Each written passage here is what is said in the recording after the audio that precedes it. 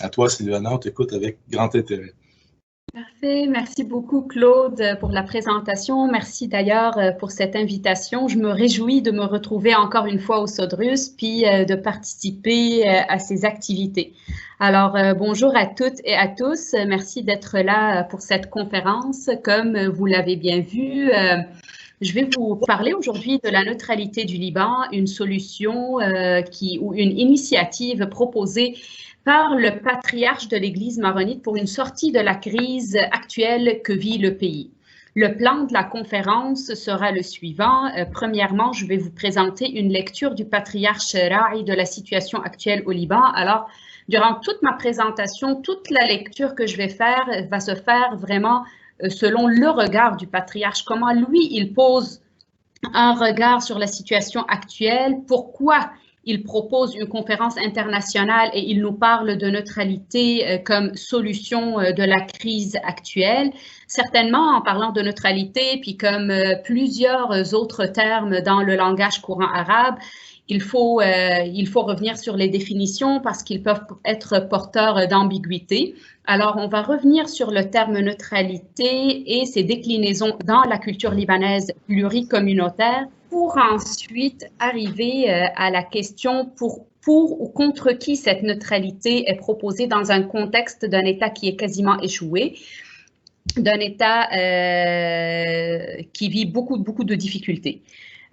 Sinon, on va parler des réactions que cette initiative a suscitées parmi les communautés du Liban, que ce soit les communautés religieuses, mais aussi parmi la révolution du 17 octobre 2019, alors les partisans de cette révolution-là.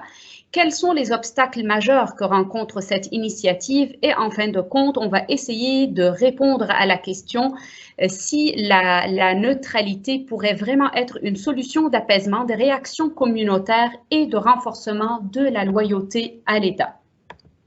Pour ceux qui me connaissent, ils savent très bien que je ne peux pas passer à côté de la loyauté. C'est le sujet de ma thèse de doctorat. Puis, aujourd'hui, encore une fois, je vais en parler pour vous proposer une solution de sortie de crise. Alors, certainement, parler du Liban est une question très difficile du fait que c'est un pays qui est complexe par sa composition, mais aussi par toutes les dynamiques internes et externes autour de ce pays, mais de la région proche-orientale en général.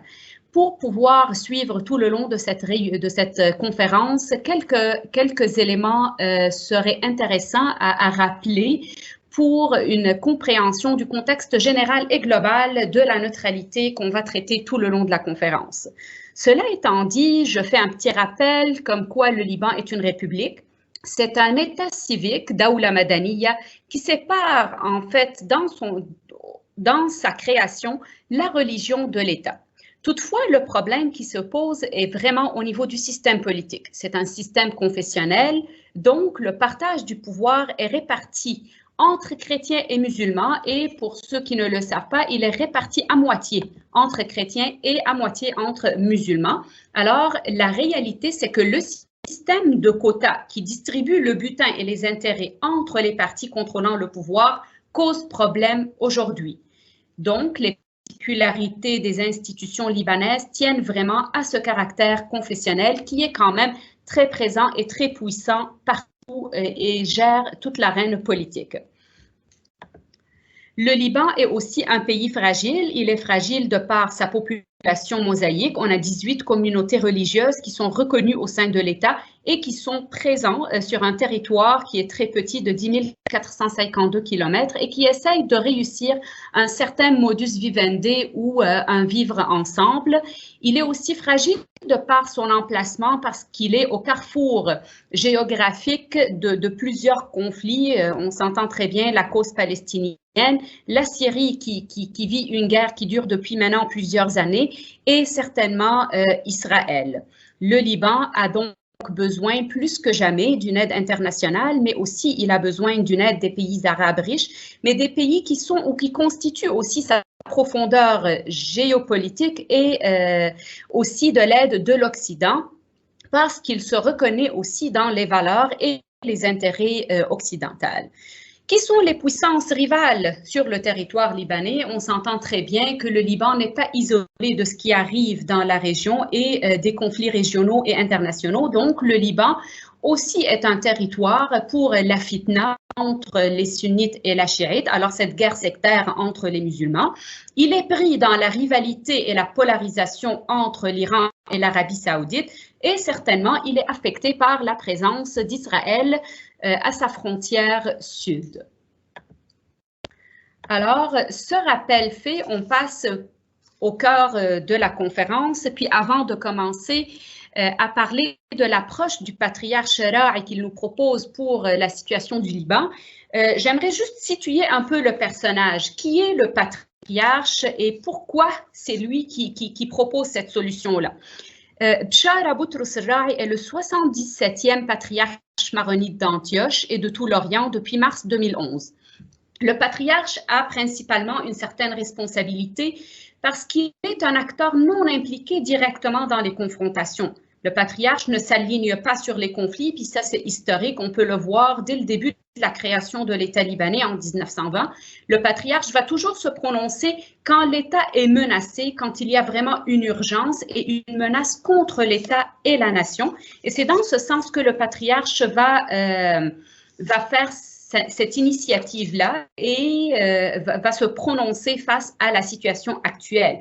Alors, en tant qu'autorité religieuse et nationale, mais surtout en tant que chef religieux de la communauté catholique maronite, le patriarche fait une prise de conscience et a une responsabilité collective et une obligation majeure de répondre aux périls qui entourent l'État libanais, puisqu'il considère que la communauté chrétienne principalement est très touchée et il ne peut pas permettre sa dégradation ou sa participation au pouvoir, en fait sa perte de participation au pouvoir, parce que l'entité chrétienne est une entité fondatrice de l'État-nation sur les vestiges de l'Empire ottoman et les chrétiens ont un lien congénital avec cet État qu'ils ont créé.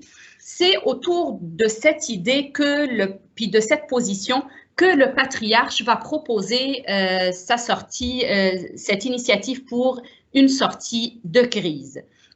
Alors, une fois on a situé le personnage, là, il est important aussi de voir quel est le regard que pose le patriarche sur la situation actuelle du Liban. Premièrement, le patriarche, et surtout, là je pars, puis on en reviendra, il s'est prononcé beaucoup les derniers mois, mais le discours majeur qui a mis vraiment les assises là, de son initiative était son discours vigoureux du 27 février dernier, dans lequel il a fait un appel à une conférence internationale et à la neutralité. Alors, lors de cette conférence ou lors de ce discours-là, c'était un discours devant quand même 15 000 personnes qui se sont rassemblées à Pkirk au siège patriarcal, le patriarche a mis les points sur les i, puis il nous a vraiment fait une liste en fait de ce qui ne va pas, de ce qui ne fonctionne plus dans l'État libanais. Alors, premièrement, on parle de l'hyperinflation, des licenciements, du chômage exponentiel, du surendettement. Aujourd'hui, la moitié des Libanais vit sous le seuil de pauvreté et nombreux sont ceux qui peinent vraiment à se nourrir convenablement. Il y a une crise majeure à ce niveau. Deuxièmement, le Liban a été dévasté par des guerres pour plus de 30 ans. Toutefois, il subit aujourd'hui une guerre économique. Une guerre économique qui est dévastatrice. Le Fonds monétaire international, qui a été sollicité par le gouvernement de Beyrouth, presse la classe politique de s'accorder sur un plan de sauvetage. Toutefois, les négociations piétinent et ces négociations s'arrêtent par moments du fait que le gouvernement démissionnaire en place ne fait pas ou ne répond pas aux demandes de la communauté internationale. Troisièmement, la classe politique est, selon le patriarche, encore une fois, responsable du naufrage actuel contre qui les Libanais se sont mobilisés depuis octobre 2019 pour dénoncer son impéritie, sa corruption et l'accusant d'avoir fait prévaloir les intérêts particuliers plutôt que les intérêts de la nation et les intérêts des citoyens libanais. Enfin, le patriarche n'a pas mis des gants blancs et il a attaqué directement le Hezbollah, qui selon lui est un État dans l'État et qui s'impose dans l'espace politique libanais. Selon le patriarche, le Hezbollah est en train de dédoubler les structures étatiques et les instances militaires pour même les dominer, sinon les supplanter et s'imposer comme une force de facto sur la destinée libanaise. Donc, pourquoi le patriarche nous parle de neutralité et d'une conférence internationale? C'est sûr que la voix du patriarche, comme je l'ai bien dit, s'est élevée avec force à plusieurs reprises les derniers mois, mais aujourd'hui, il a essayé d'aller un peu plus loin parce que la situation est d'autant plus difficile. Premièrement, le patriarche appelle à défendre l'intégrité de l'État libanais et la souveraineté du Liban. Pour lui, le territoire a été libéré et là, aujourd'hui, c'est le temps de libérer l'État et les institutions. Le patriarche se plaint que le Liban est pris en otage dans des rivalités qui ne sont pas les siennes. Alors, il est pris en otage dans des rivalités régionales et internationales, surtout dans les confrontations entre les États-Unis d'un côté et l'Iran, qui est une hyperpuissance chiite et persane qui impose son diktat sur le Liban via le Hezbollah. Et je rappelle que le Hezbollah est le bras armé de l'Iran et il adhère où il a une loyauté à l'idéologie de l'Iran de Wilayat al-Faqih. Donc, cette initiative vise à ce que le Liban ne soit plus un territoire de règlement de compte par un système d'alliances conflictuelles de par les alliances des communautés présentes au Liban. Deuxièmement, c'est un appel à renforcer la loyauté nationale et citoyenne face à des loyautés particulières des communautés qui sont en train de s'incarner dans l'État. Troisièmement, c'est un rappel et un appel aux politiciens pour faire leur devoir et arrêter de tourner dans un système de corruption majeure. C'est un appel à l'adoption d'une politique étrangère qui est autonome, élaborée en fonction de l'intérêt des Libanais, de l'intérêt du Liban et de son peuple, et non des intérêts stratégiques des communautés qui ont des loyautés extrafrontalières et extranationales. Alors, le patriarche fait appel à une loyauté nationale, à un renforcement des loyautés nationales aux dépens des forces régionales et des grandes puissances pour ainsi préserver la sécurité du Liban, mais en particulier à l'égard des puissances qui sont en conflit dans la région. De plus, le patriarche maronite a une prise de conscience du déclin des chrétiens, et non seulement au Liban, parce que c'est quand même le patriarche de l'Orient et d'Antioche. Alors, il est conscient de ce déclin des chrétiens dans tout l'espace proche-oriental jusqu'à un point de leur extinction, soit démographique, soit leur perte d'influence dans la culture et dans la politique des sociétés proche-orientales, que ce soit en Syrie, en Irak, en Palestine, mais certainement dans le cas qui nous intéresse au Liban. Ce qui est important à savoir, c'est que le Liban est important dans la mémoire collective des chrétiens d'Orient. Pourquoi? Parce que c'est le seul pays dans le monde arabo-musulman qui a à sa tête un chef, un président chrétien. Les chrétiens perdent leur rôle influent au Liban, mais c'est eux autres qui ont contribué aussi à sa formation. Alors, c'est d'ailleurs la communauté qui a été longtemps dominante et la plus privilégiée dans le système et qui lui a donné son cachet, et aujourd'hui, elle voit qu'elle est en perte de présence et de pouvoir et d'influence. Il est d'autant plus critique à l'égard de l'approche qui est adoptée par le président de la République même. Et là, il faut savoir que le président est de la communauté du patriarche. C'est un chrétien maronite qui a scellé une entente avec le Hezbollah en vue d'adopter ou de changer le partage du pouvoir islamo-chrétien et qui est aujourd'hui à moitié chrétien, à moitié musulman, pour rendre ce partage tripartite. Alors, un tiers pour les chiites, un tiers pour les sunnites et un tiers pour les chrétiens, al-muthalasa, ce qui rend la part des chrétiens le tiers. Le patriarche souffre aussi d'une crise existentielle au Liban, de l'incompétence des dirigeants, surtout les dirigeants chrétiens, de leur corruption, et il les accuse de manquer à leurs responsabilités, et de participer à l'appauvrissement général, mais surtout à l'immigration dans les camps de la jeunesse chrétienne qui déserte le pays. En plus, le patriarche rejette l'idée d'une alliance entre les minorités. On a beaucoup entendu parler de Hilf al-Aqalliyat, alors l'alliance des minorités, qui eux autres essayent de se rallier ensemble contre une majorité sunnite dans le monde proche-oriental. Et cette idée est promue par le président Michel Aoun, le président de la République libanaise. Enfin, le patriarche appelle au secours de la communauté internationale pour sauver ce qui reste de cet État à la veille de son 100e anniversaire, 100e anniversaire de création, et ainsi promouvoir la coopération avec tous les pays en préservant la souveraineté de l'État et en mettant de l'avant l'intérêt national. Et le patriarche a souligné aussi, encore une fois, son appui pour le mouvement du 17 octobre 2019, son appui pour cette contestation populaire qui y a levé la voix contre le pouvoir en place. C'est sûr que je vous ai présenté jusqu'à maintenant la situation actuelle des yeux ou de la lecture du patriarche même, mais il est intéressant, là, avant d'envisager ou de parler vraiment de la neutralité en soi, d'essayer de clarifier le terme utilisé. L'usage du terme neutralité prête à ambiguïté dans la culture libanaise pluricommunautaire. Et on peut voir qu'il a plusieurs déclinaisons. Alors, si je veux les traduire, on peut parler de neutralité, de neutralisation, de distanciation. Puis je sais, on a Safa qui est avec nous, qui est juriste, puis qui peut en parler aussi longtemps que moi. Alors, si on revient un peu sur les termes, il est important de s'arrêter sur 3 termes qui sont très présents dans la culture puis dans le discours politique libanais. Premièrement, on parle du hiyad. Le hiyad, c'est l'équivalent de la neutralité, qui est une position de droit international. Alors, en parlant de hiyad, on peut partir de la définition qui est promue par l'ONU et qui définit la neutralité comme la position d'un État qui ne prend pas parti de façon directe ou indirecte entre 2 ou plusieurs autres États qui sont en conflit ou en guerre.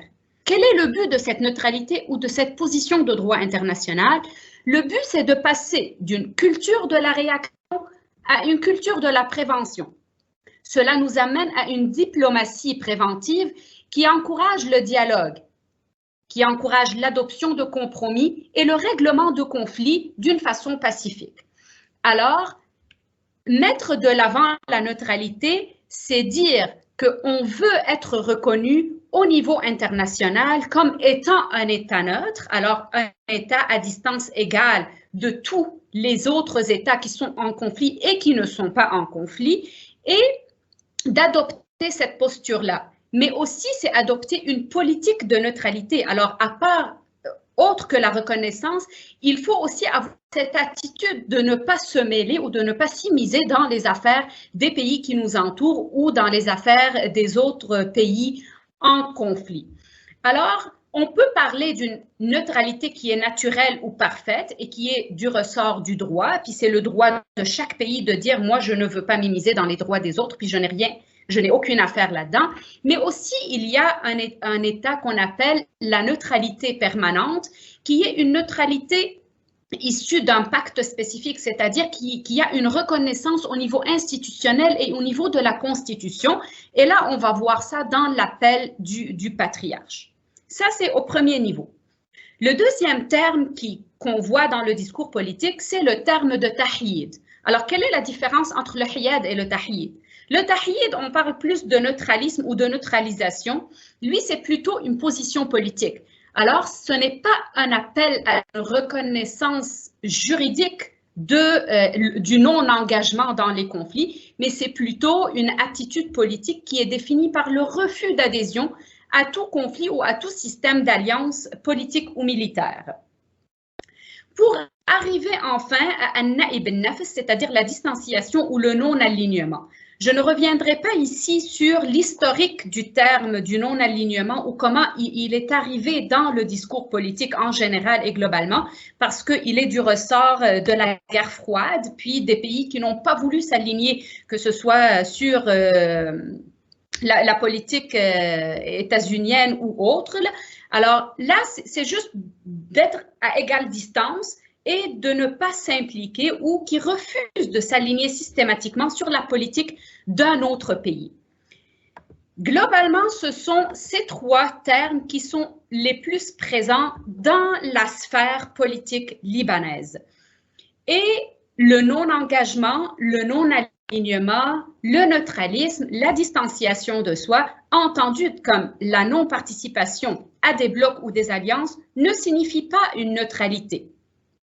La neutralité, je reviens pour dire qu'elle trouve son origine dans le droit, puis les pays, en choisissant une politique de neutralité, l'État assure son existence. Il ne fournit aucun motif d'agression ou de sanction et dispose ainsi d'une certaine protection. Il dispose comme principal argument d'une sécurité sanitaire, d'une sécurité alimentaire, d'une sécurité industrielle et il est certain qu'il ne sera pas agressé par les autres pays autour. C'est ainsi qu'il existe une différence de fond entre la neutralité et le non-alignement au niveau des buts et des objectifs aussi, et de la mise en œuvre pour arriver à cette neutralité-là, alors pour sa réalisation.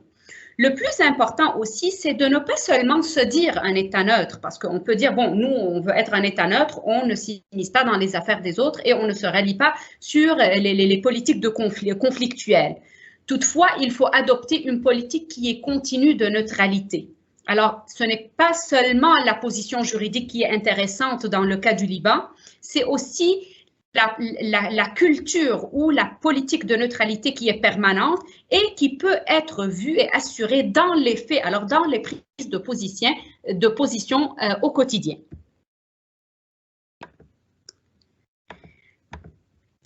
Alors, après avoir mis un peu la table sur l'usage du terme et les différentes, en fait, déclinaisons de ce terme-là, est-ce que le Liban a toujours adopté une position de neutralité ou est-ce qu'il a toujours pensé ou il a eu dans sa culture ou dans le discours politique une référence à cette neutralité-là? Oui, ce n'est pas quelque chose de nouveau. À chaque fois que les leaders du Liban se sont positionnés, que ce soit pour ou contre un pays ou un État ou un conflit spécialement, il y a eu une guerre au Liban. Alors, ce n'est pas nouveau. C'est ainsi que la neutralité a été proposée à maintes reprises, mais elle a été proposée sous différentes formes dans l'histoire libanaise. C'est une des premières fois, par exemple, qu'on va aller au-delà de ce qui a été proposé pour proposer une neutralité qui est plus active, qui est plus agressive, en fait, une neutralité constitutionnelle. Si on revient un peu à l'histoire, au niveau du pacte national de 1943, on peut parler des termes ni Orient ni Occident ni arabisation, neutralité entre l'Est et l'Ouest. Pourquoi? Parce qu'à l'époque, les parties contractantes à cet accord politique, alors le représentant chrétien, le représentant musulman, ont consenti à assumer la responsabilité d'un partage intercommunautaire du pouvoir, faisant ainsi du pacte national le fondement principal de la survie du Liban. Et pour revenir un peu au contexte géopolitique de l'époque, le Liban était sous mandat français. Alors, c'était une nécessité de se mettre ensemble pour la libération nationale et la dénonciation de la puissance mandataire pour ainsi accéder à l'indépendance. Après, en 1958, il y a eu un autre conflit libanais et à l'époque, le président de la République, Camille Chamoun, qui est plus pro-occidentaux, a décidé d'adhérer le Liban à la doctrine Eisenhower, qui est la doctrine d'aide économique des États-Unis pour les pays qui le demandent. Et ainsi, le Liban est rentré dans l'ère d'influence états-unienne face à la présence ou à l'appel de Nasser, qui était une icône dans le monde arabe et qui faisait un appel pour l'unité arabe. Alors, au lieu d'adhérer à cette unité-là, le président Camille Chamoun s'est tourné plutôt vers les États-Unis et vers l'Occident. Cela a créé un schisme à l'interne entre les chrétiens qui étaient pro-Occident et les musulmans qui étaient pro-arabistes, alors qui étaient plus comme alignés sur l'unité arabe. Et pour régler le conflit à l'époque, on a essayé de trouver une solution. Alors, l'équation ni vainqueur ni vaincu s'est présentée. Alors, on dit, on se retire des deux. Alors, on ne se tourne ni vers l'unité arabe, ni vers l'ère ou l'aide états-unienne. Et on dit que ni les chrétiens sont vaincus, ni les musulmans sont vaincus, et vice-versa. Il n'y a pas de vainqueur, il n'y a pas de vaincu. Alors, c'est comme si une équation neutre et c'est ainsi qu'il y a eu une sortie de la crise. Puis, à l'époque, juste pour le rappeler, puis comme on parle du patriarche Ra'i aujourd'hui, le patriarche Mouchi à l'époque s'est positionné contre Camille Chamoun, contre le président de la République, et il a dit on n'accepte pas. Il a contesté la politique du président qui est maronite. Et les musulmans, du fait de cette contestation, ont appelé le patriarche Mohammed, Mahomet. Pourquoi? Parce qu'ils se sont retrouvés dans ses paroles, puis dans ses positions. Alors, vous voyez, le patriarche est toujours, ou essaye toujours d'être à égale distance de tout le monde, puis de se prononcer quand il y a vraiment une menace et une urgence nationale. Après, à plusieurs reprises, on a parlé du Liban comme un état de soutien et non un état de confrontation. Le Liban est avec les Arabes lorsqu'ils sont d'accord et neutre lorsqu'ils ne le sont pas. Une autre formule s'est présentée en 2012, comme le Liban était en crise pour l'élection d'un président et en crise aussi gouvernementale pour la formation d'un gouvernement. Il y a eu le comité de dialogue national qui s'est rassemblé et a déclaré du palais présidentiel de Baabda le 11 juin 2012 la formule suivante: se tenir à l'écart de la politique des axes et des conflits régionaux et internationaux. Et c'est une formule qui ressemble beaucoup à la distanciation de soi, un naïb al-nafs, qui est une formule quand même acceptée par une grande partie des Libanais pour enfin arriver à l'appel du patriarche pour la neutralité positive.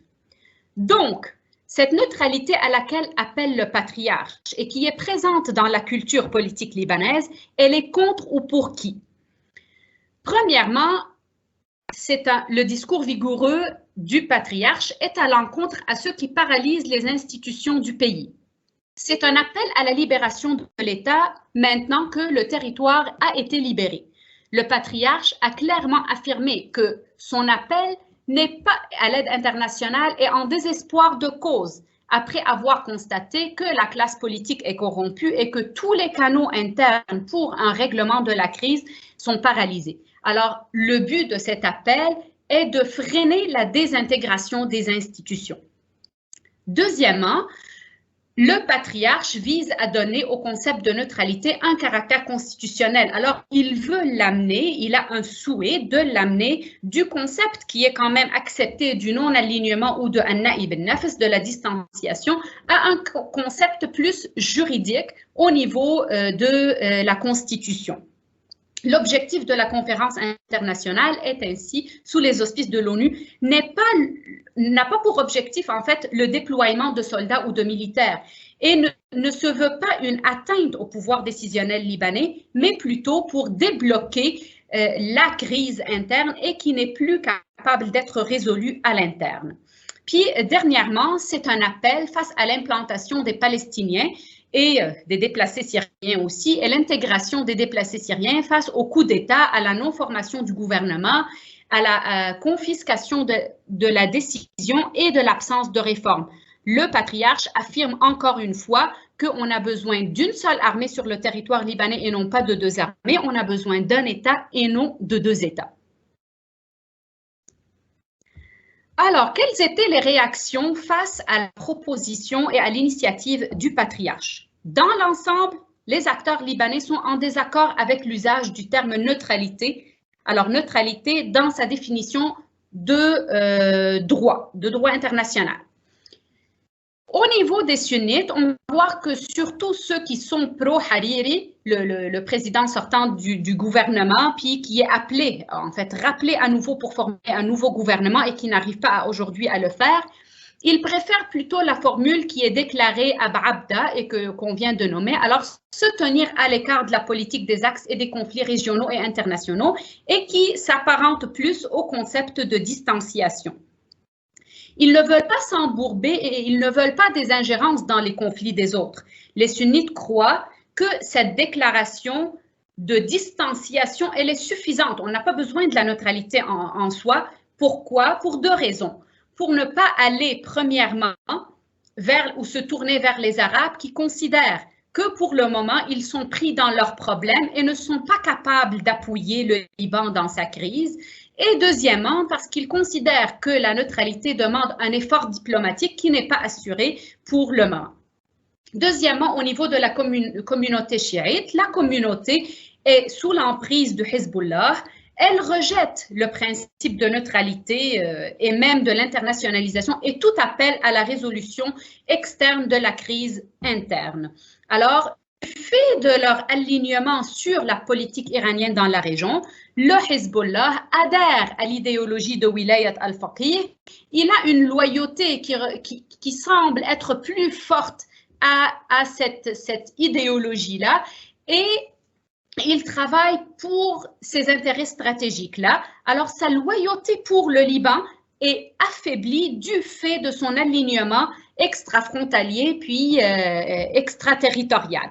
Ainsi, la loyauté des chiites est en concurrence avec leur loyauté à l'État libanais. Il y a certainement des voix qui s'élèvent au sein de la communauté chiite contre le Hezbollah. On va voir par exemple Ali Al-Amin, qui est quand même une personne qui est une personnalité très importante et qui a joué un grand rôle dans la mouvance du Sadr, qui est une autre personne très reconnue au sein de la communauté chiite. Toutefois, il n'a pas de pouvoir, il n'est pas capable de changer la donne sur le terrain. Pour ce qui est des chrétiens, les chrétiens sont divisés entre eux. On a parlé tantôt du président de la République qui est en alliance avec le Hezbollah. Alors, les chrétiens sont divisés, ceux qui sont pro-président de la République, pro-Michel Aoun, et qui appuient Al-Musalasa, c'est-à-dire un changement dans le partage du pouvoir pour le rendre tripartite entre chiites, sunnites et chrétiens, et le reste des chrétiens qui appuient la proposition ou l'initiative du patriarche. Pour ce qui est de la révolution du 17 octobre, là aussi, il y a des problèmes. Pourquoi? Parce qu'ils ne sont pas ou ils ne forment pas une plateforme unie et cohérente. On a des partisans de cette révolution-là qui sont contre le patriarche du fait juste qu'il est un homme religieux. Ils disent un homme religieux ne peut pas se prononcer pour nous, que nous, on veut la laïcité. Toutefois, le patriarche, il n'a pas nécessairement utilisé le terme laïcité pour ne pas antagoniser les musulmans. Il a utilisé plutôt le terme de séparation du religieux et de la sphère publique parce que le mot ou le terme laïcité crée certaines sensibilités, surtout chez les musulmans. Il y a d'autres de la mouvance ou de la révolution du 17 octobre qui appuient l'initiative du patriarche. Finalement, au niveau de la scène internationale, on va voir qu'il n'y a pas vraiment une entente entre les grandes puissances pour appuyer une diplomatie préventive ou une diplomatie de la neutralité et pour avancer la proposition du patriarche. C'est un souhait, c'est un souhait qui n'a pas abouti à un plan bien articulé pour arriver à la neutralité et ça montre combien la crise au Liban est devenue une crise structurelle et que l'appel du patriarche est un appel de par sa détresse. Pour arriver à la fin, avant de répondre à la question finale, je veux juste m'arrêter sur les obstacles majeurs. Autres que les obstacles internes et que je viens de souligner de par la non-adhésion ou le non-engagement des Libanais de toute faction, de toute communauté à cette idée de neutralité, l'idée la plus importante se pose dans la reconnaissance de la neutralité. Pour qu'un État soit reconnu et ait le statut de neutralité, il faut qu'il se conforme aussi dans sa politique nationale aux règles du droit de neutralité, alors à des règles juridiques reconnues internationalement. Et cela se pose dans 3 critères principalement. Premièrement, la neutralité nécessite une décision nationale interne, c'est-à-dire une volonté libanaise à majorité, ce qui semble être un réel obstacle pour le moment, parce que tenir un référendum général n'est pas prévu, à ce sujet n'est pas prévu principalement dans la constitution libanaise, et donc son approbation à la Chambre des représentants est très difficile. Deuxièmement, si les Libanais disent oui, ok, on va aller vers un référendum, est-ce qu'ils seront en accord? Je doute fort. Je pense qu'il y a un désaccord et non pas seulement sur le contenu de référendum, mais aussi sur sa forme. Alors, au niveau interne, la possibilité de telle neutralité, elle est très faible. Deuxièmement, la neutralité nécessite l'approbation des pays entourant le Liban. Alors, la reconnaissance des pays voisins géographiquement de la neutralité du Liban cause problème. Les pays arabes, oui, peut-être que certains recherchent cette neutralité-là, mais en même temps, ils sont en train d'intégrer le Liban ou de l'amener ou d'insister sur sa participation dans leur conflit. Donc, imposer une neutralité aux pays entourant le Liban nécessite soit l'unité du peuple, ce qui n'est pas assuré, soit une imposition internationale qui va venir dire à la Syrie, à Israël et au Hezbollah aussi qui a ses relations avec l'Iran, alors l'Iran du fait, de ne pas s'imposer et d'empêcher leur ingérence dans les affaires du Liban, comme ce qui s'est passé par exemple avec l'Autriche et la Suisse. Aujourd'hui, c'est très difficile parce qu'il n'y a pas ou la situation actuelle n'est pas encore assez mûre pour arriver à imposer ou à avoir l'approbation des États qui entourent le Liban. Enfin, la neutralité nécessite une reconnaissance internationale de la distanciation où la neutralisation présuppose l'acceptation des puissances rivales concernées. On n'est pas encore rendu là parce que le garant, par exemple, du Grand Liban, alors la France, qui a eu une certaine initiative dernièrement au Liban, ou le garant du Liban du Taïf, l'Arabie saoudite, sont préoccupés, mais ils n'ont pas comme préoccupation majeure le Liban actuellement, et ils n'ont pas non plus cette préoccupation pour la neutralité. Alors, j'arrive à la fin. Est-ce que la neutralité pourrait être une solution à l'impasse et la crise existentielle? Oui, la neutralité pourrait l'être. L'appel du patriarche pour la liberté, égalité, neutralité pose les 3 piliers pour une sortie de la crise au Liban. Le Liban doit être ainsi fondé sur un contrat social établi entre des individus qui vont négocier eux-mêmes leur loyauté. Alors, on est loyal qu'à travers un rapport d'égalité. Deuxièmement, le patriarche essaye de limiter cette descente aux enfers et extirper le Liban du jeu des nations pour sauvegarder ainsi son rôle et surtout le rôle culturel des chrétiens au Proche-Orient et dans l'espace arabo-musulman. Troisièmement, le patriarche ou la neutralité cherche à rétablir l'immunité du Liban face aux polarisations régionales et internationales et les Libanais, du fait de la neutralité de leur État, peuvent ainsi construire une loyauté politique fondamentale qui les lie à l'État, une loyauté citoyenne dans laquelle les Libanais ne détiennent de pouvoir ou de droit que par leur citoyenneté active et par leur appartenance à l'État. Ainsi, l'élément clé de cette loyauté repose sur la subordination de toutes les loyautés et de tous les engagements et de toutes les adhésions particulières à un impératif qui est supérieur, qui est la loyauté à l'État, qui lui seul va être garant des droits des citoyens et qui a une conception égalitaire de la société. Puis, on peut la résumer dans la formule très bien dite de Ahmed Baidoun, l'émergence d'un État comme une autorité unitaire et force d'arbitrage des conflits. Alors, merci beaucoup.